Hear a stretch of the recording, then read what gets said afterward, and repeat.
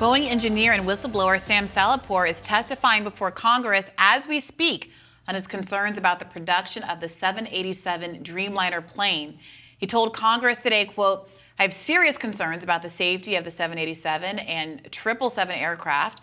I've analyzed Boeing's own data to conclude that the company has taken manufacturing shortcuts on the 787 that may significantly reduce the airplane safety and life cycle. They're putting out defective airplanes. I've raised these issues over 3 years. I was ignored and told not to create delays. I was told, frankly, to shut up. Boeing management got sick of me and raising these issues and moved me out of the 787 program into the 777 program." He went on to say that in the new program, he found problems again. He said, quote, "I saw people jumping on pieces of the airplane to get them to align." But he said when he raised those concerns, he said he was sidelined and received physical threats.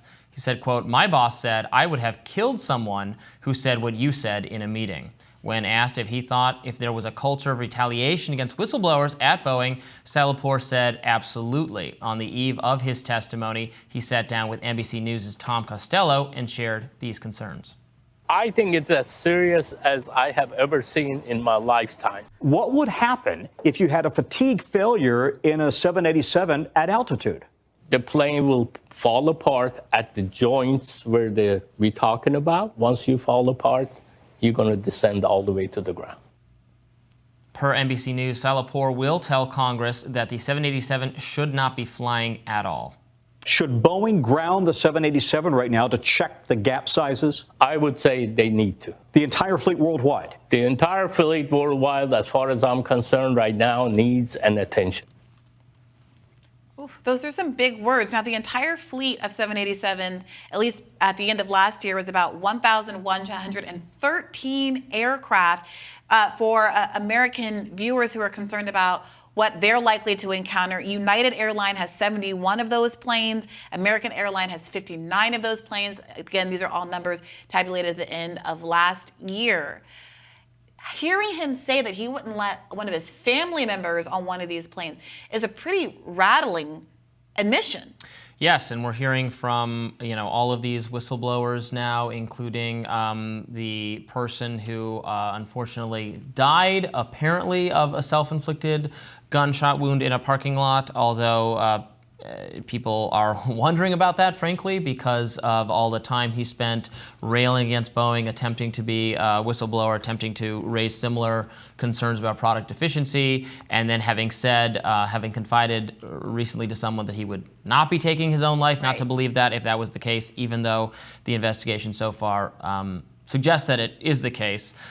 People, and then the series of incidents we've discussed on Rising about things going wrong with Boeing airplanes, fortunately not causing any harm to people in America, at least. Yes, no one's died yet in America, but the door flying off of a plane mid-flight, the issue with the fuselage cover that happened just a week or so ago. And to your point about the whistleblower who was found dead in his car having traveled to testify against Boeing, in the clip that we just saw with this gentleman who's testified today saying that he was told, "I would be killed if I had said what you had said in the meeting," takes on a certain kind of resonance, knowing what some people think might have happened to a whistleblower earlier this year. So this is huge news with pretty significant financial consequences for these airlines. If what he's saying is true, that these planes, all 1,113 of them, need to be grounded to be reviewed for these kinds of safety issues. Not to mention that when they moved him to the 777 plane to get him off the way, he found the same thing. Exactly. Right, which, this is his testimony. It needs to be taken with a grain of salt. That doesn't mean it's, we're instantly able to confirm everything he's alleging here. Are there, there employees, ex-employees of companies can become ticked off for a variety of reasons. But at the very least, it seems like it needs to be looked into so that people have confidence the planes they're flying in are indeed safe. Yeah, it's interesting that so much of the testimony here is also about specifically cost-cutting measures and lax regulations leading to this. When the Lever did reporting on this earlier this year, after the door had flown off of that one flight,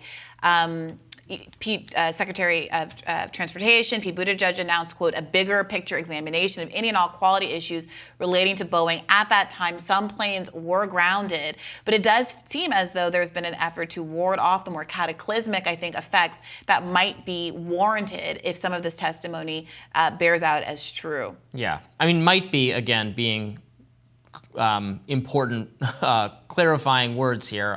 The last thing I think American travelers want is flights to become even more inconvenient and inexpensive and oriented around security theater. So if there needs to be an actual investigation, there needs to be an actual investigation. But let's do that in a swift and cost-effective way so that there's not some massive grounding of planes that would. I mean, people would hate that. I mean, keep in mind what's been going on here. There have been so many whistleblowers. The Lever reported, again on this, that some of the warnings about the 737 MAX jets were not just unheeded, but that employees were told to falsify records. This, again, is according to an investigation from the Lever. These were planes, a complaint that was filed by workers at Spirit Airline. And then, of course, they went on to write about retaliation against those kinds of workers, saying that they're, quote, these workers in this federal complaint are alleging essentially a culture of defects, a culture of fraud, and a culture of retaliation. This seems to go very deep. I mean, this was a company that used to be known as a company that was run by engineers and conducted with science and safety front of mind. That if it ain't Boeing, I ain't going. That's how much credibility this organization had. And there just seems to be a direct connection between a move away from that to a kind of more financialized orientation, prioritizing shareholder payouts as opposed to investing some degree of profits back in the company to improve the safety and the user experience. You mentioned consumer delays and the last thing that consumers want. I think the last thing consumers want is to fall out of the sky and die. But another thing they don't want is to have the enormous delays that they saw the holiday season before last, which had an unprecedented number of flights grounded and delayed because there had not been sufficient updates to the technology used to do scheduling in the airports. Again, because there has been a failure to invest in the basic technology that it takes to run a company, and instead a prioritization of profit for shareholders. Right, and also in some aspects, a massive regulatory push on safety that has all been for naught in terms of the terrorism concerns, the TSA orchestrated removal of shoes, screening of laptops. You now have to get to the airport 2+ hours early, all to ward off concerns that basically every safety expert thinks were totally covered by having the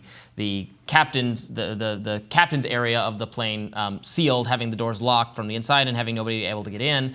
Completely takes care of that concern, but we line up, we wait forever. It makes flying so much more of a headache, so much more expensive. There's no evidence it's necessary, and no one is bold enough or brave enough to propose serious reforms there, but we could abolish the entire TSA tomorrow with no changes to airline safety. Yeah, and remember that after 2 of these planes crashed abroad, killing hundreds of people, our own representatives, including Republican Ron Estes of Kansas, one of the top recipients of money from Spirit Airline affiliated money, lobbied to try to limit the liability of these companies in these instances. And that's a big part of what's happening here as well. So we'll definitely be continuing to follow this.